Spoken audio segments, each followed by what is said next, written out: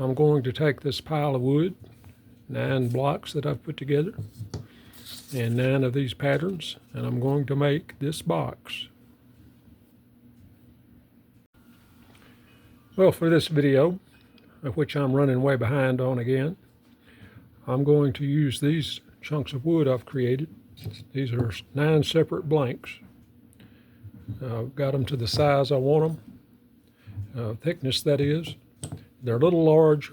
I've got a little extra on the size there, and I've got some of these patterns. I'm going to use 9 of them, and I'm going to cut them individually, and there's going to be a drawer in that area. And then I'm going to glue them together, and hopefully it's going to look like a beehive. So, don't know if this is going to work. It may be a total failure, but stay tuned and we'll find out.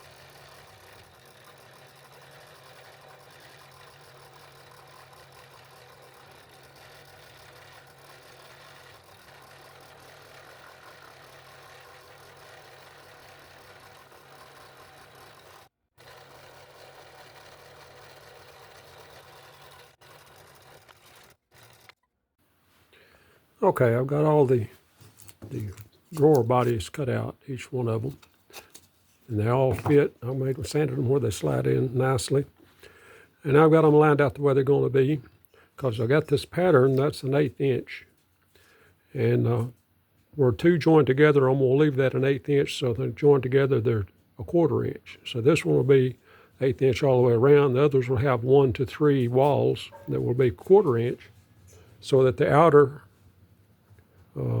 shell will have a 1/4 inch and all look the same width. So I've numbered them, and I've marked on a piece of paper and marked on these. You probably can't see it on camera, but I've marked on there where I'm going to cut the 1/4 inch. And then I'm going to gradually try to piece them together and make sure they fit. And that's going to be the hardest part of this. But let me get started cutting these shells out that the drawers go in. And so let me get it over there. I'm cutting with a number 12 super skip tooth blade. And I've got to put a new blade in and start over. I cut all those internal pieces. I used 2 blades to cut all those. So I may take 3 to get these outer ones, but anyway, here we go. I'll get them over the saw. I'm going to start with the center one. That's going to be the one one that's probably the weakest and easier to break, and we'll cut it carefully with a new blade. So let me get started, and we'll see if I can make it work.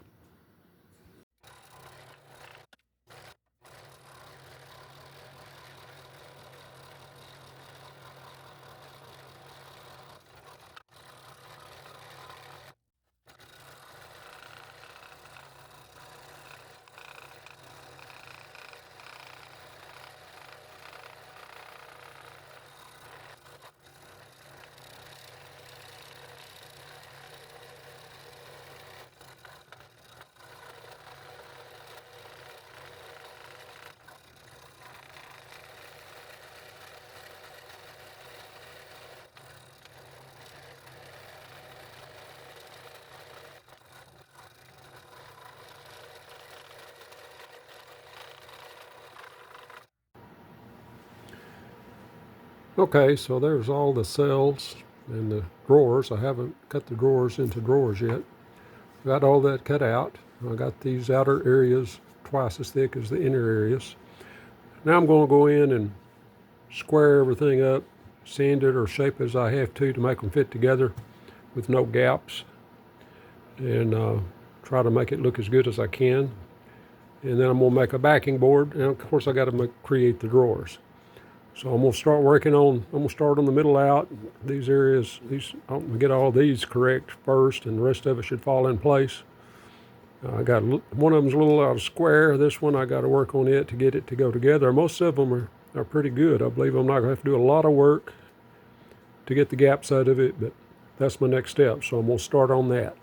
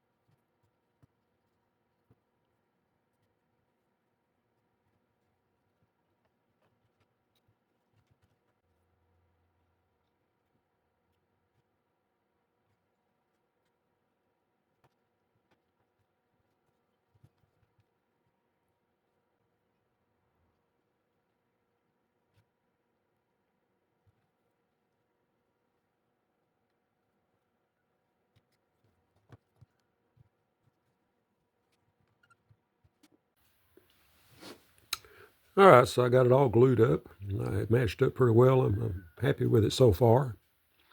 I let the glue set overnight. I've sanded and smoothed the front and the back where it didn't exactly match up height-wise everywhere. A couple of the drawers turned out, then after I did that, a little long, so I sanded those down where they pretty well fit. So now I got to take those and cut the front and back off of them, cut the cavity in them, and then glue them back together. And I got to put a back on it. I got a piece of material over here ready for that. And then put a finish on it. And I've got these little B-shaped pieces. It's going to be the drawer pulls. So let me get started on cutting these drawers and try to finish this up.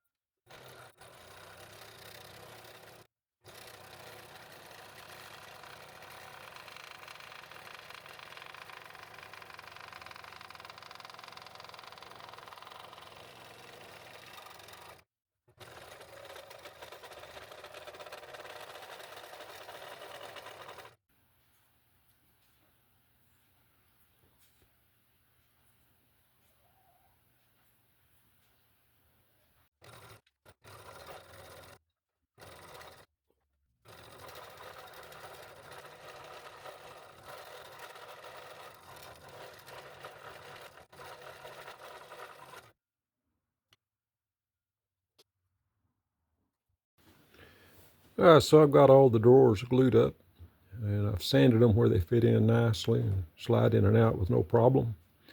I've got to pull this tape and pattern off the front. I've got a rough cut for it. I'm going to put that on and then trim it. It's a little bit large all the way around. I'll trim it down. And then I'm going to put these drawer pulls like little bees. And you see how I've got them numbered. 1, 2, 3, 4, 5, 6, 7, 8. That's how I kept them. Went where. I'm going to put the bees on because the bees won't all be facing the same way on a honeycomb. On the number 1, we'll face number 1 on the clock, then number 2 on the clock, and then number 3 on the clock, and so forth all the way through. So my next step is to glue this back on. And in the meantime, I can have these drawers gluing, these drawer pulls gluing on the front, so I'll have to pull that off and sand them a little bit. But it's a matter of a little bit of gluing, sanding and gluing now, and I'll see about putting a finish on it.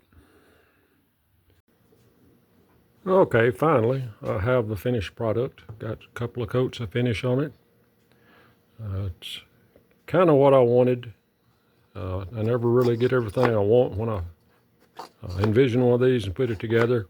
It's never exactly as I see it in my mind's eye, but this is pretty close.